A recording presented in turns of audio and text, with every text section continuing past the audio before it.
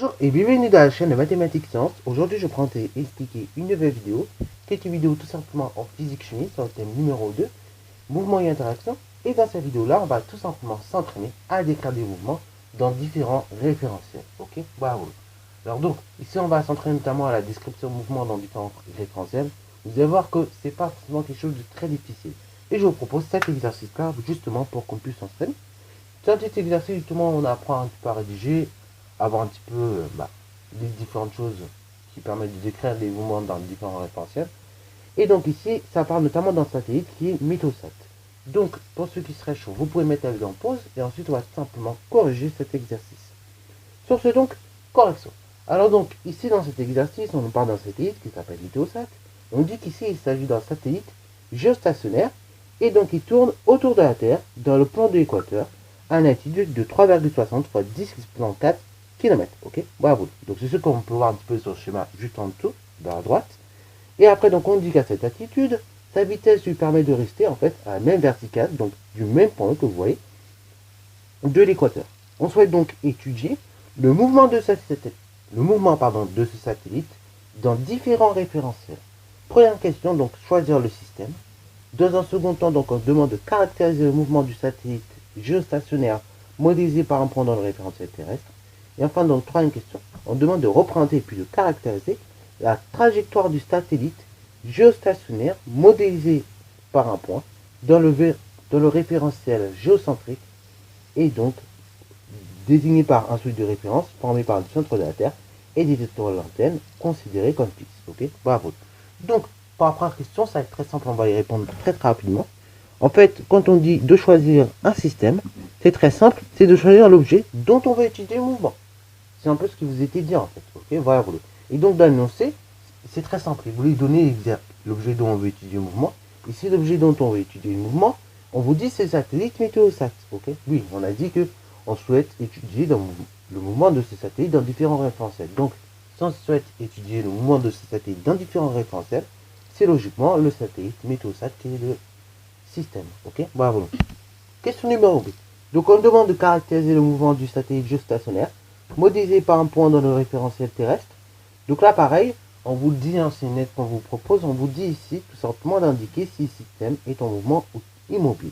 Déjà, rappelons ce que c'est un référentiel terrestre, peut-être ça va nous aider. Donc en fait, un référentiel terrestre, ça désigne en fait tout objet qui est fixe par rapport à la surface de la Terre. Ok, bravo. C'est un repère qui a tout simplement en fait origine la surface de la Terre. Ok, le sol si vous voulez. Ok, bravo. C'est un repère qui est fixe par rapport au sol. Et donc par rapport au sol, et bah là, clairement, on verra que le satellite va bouger. Ok, bravo. Par rapport à la surface de la Terre, si on pouvait voir le satellite du ciel, et ben on verrait qu'il bougeait, enfin qu'il bougerait. Et c'est pour ça que pendant de nombreuses années, par exemple, quand on regarde le soleil, et ben le soleil par moment on a l'impression qu'il bouge.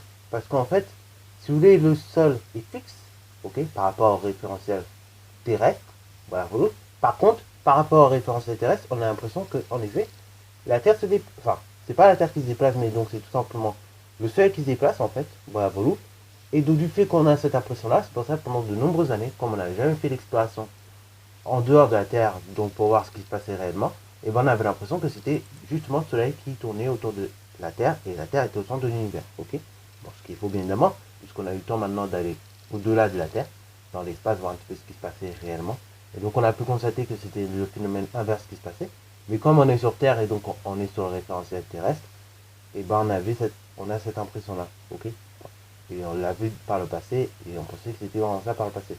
Voilà. Bon, en tout cas, tout ça pour dire donc que tout simplement, le mouvement du satellite géostationnaire dans le référentiel terrestre, c'est et ben en fait c'est un mouvement. Ok, voilà, voilà. C'est ça qu'on peut dire.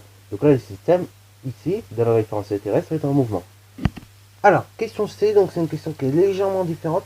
Ici, on demande non seulement de représenter, puis de caractériser la trajectoire, ce coup-ci, du satellite géostationnaire, qui est cette fois-ci modélisé par un point, dans le référentiel géocentrique, donc défini par un seuil de référence formé par le centre de la Terre et des étoiles lointaines, considéré comme fixe. Donc là, en fait, on vous dit dans l'aide qu'il s'agira tout simplement en fait de réaliser un schéma sur lequel la Terre elle-même est modélisée par un point. Alors bon, c'est vrai, j'avais dit dans la vidéo sur le système et le référentiel que la plupart du temps, quand on a des très très grands mouvements comme ça, et ben en fait, le modèle du point, c'était pas forcément le meilleur. Voilà. Mais comme ici, on veut juste modéliser un petit mouvement, pas un mouvement qui est très grand, c'est vrai qu'on peut avoir aussi recours au modèle du point, même sur de très grandes distances, ok? Et même sur de très grands objets aussi. Mais par exemple, si on veut faire et étudier un mouvement plus complexe, le modèle du point là aurait été un peu plus compliqué à aborder. Et comme c'est juste un petit mouvement qu'on veut étudier, et ben malgré la distance qu'il y a, malgré que les objets peuvent être grands, et ben c'est pour ça qu'on utilise également le modèle du point. Ok. Deux points question C, ici il s'agira de faire un schéma sur lequel tout simplement la Terre est représentée par un point, et donc de représenter tout simplement, puis de caractériser, après on verra, la trajectoire de ce satellite, ok, ou bien du système, si vous préférez, dans le référentiel géocentrique. Alors bon, le référentiel géocentrique, il vous l'est rappelé dans l'énoncé, mais on va quand même le rappeler. C'est un repère, en fait, le référentiel géocentrique, qui, à la différence du référentiel terrestre, qui lui n'a pas pour origine, pour point fixe, le sol. Lui, il a pour point fixe, en fait, pour origine, le centre de la Terre, ok.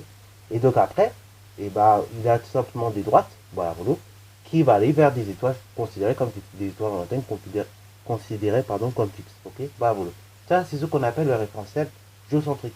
En gros, donc c'est un repère, si vous devez le retenir tout simplement, c'est un repère qui a pour origine le centre de la Terre, ok.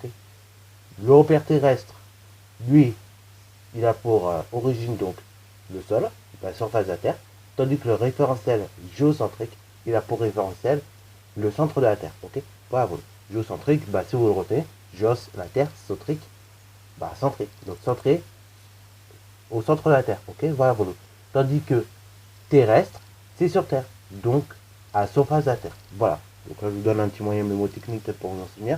Comme ça, au moins, ça va rester peut-être. Ok. Alors bon, donc ici, déjà, essayons de réfléchir un petit peu à la trajectoire. Donc là, déjà, si on regarde notre satellite, on a dit tout à l'heure qu'il tournait par rapport au référentiel terrestre. Ok. Le système est en mouvement dans le référentiel terrestre.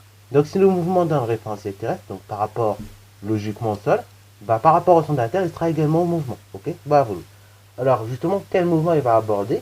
Et bien là, très clairement, par rapport au centre de la Terre, comme il reste à peu près donc toujours sur la même latitude, enfin comme il reste donc dans le même plan, il va toujours faire le même type de mouvement. Il va faire toujours un mouvement de ce type-là, un mouvement en forme de cercle. Ok, voilà. Et donc un mouvement en forme de cercle, et ben on peut désigner ça autrement, on appelle ça une trajectoire circulaire. Ok, voilà, circulaire ou bien éventuellement curviligne si vous préférez. Donc en fait, dans le schéma, si vous voulez, on aura d'une part un point, donc on peut nommer O, qui va représenter le centre de la Terre. Après, quelque part, donc on aura tout simplement notre satellite. Donc ici, par exemple, admettons. Et après, donc on reprendra après un cercle. Voilà la trajectoire de ce satellite autour de ce point. Ok, voilà. Comme il reste exactement sur le même plan, et bien dans ce cas-là, ça nous permettra de bien représenter les choses. Ok, voilà. Alors c'est pas pour hasard qu'on a pris l'équateur. C'est parce qu'en fait, la distance entre l'équateur et tout simplement le centre de la Terre, c'est pile le rayon de la Terre. Ok, voilà. Et donc ça serait, c'est le point parfait entre guillemets. Ok, voilà. On aurait pu prendre un autre point, mais ça aurait été pas aussi bien fait. Ok, donc que là, vraiment, quand on a pris l'équateur, c'est pas fait non plus pour hasard. Ok, voilà. Voilà. Donc la trajectoire de ce système dans le référentiel géocentrique est donc circulaire. Voilà, donc comme expliqué précédemment, voilà la petite phrase donc avec le schéma bien réalisé. Donc ici, en gros, ce que l'on peut dire sur la trajectoire donc du système dans le référentiel géocentrique, c'est que tout simplement elle est circulaire, voire curviligne si vous voulez. Et puis voilà. Donc sur ce, c'est la fin de la vidéo, j'espère qu'elle t'a plu. Si c'est le cas, n'hésitez pas à la liker, commenter et bonne reste à toi en mathématiques et en sciences.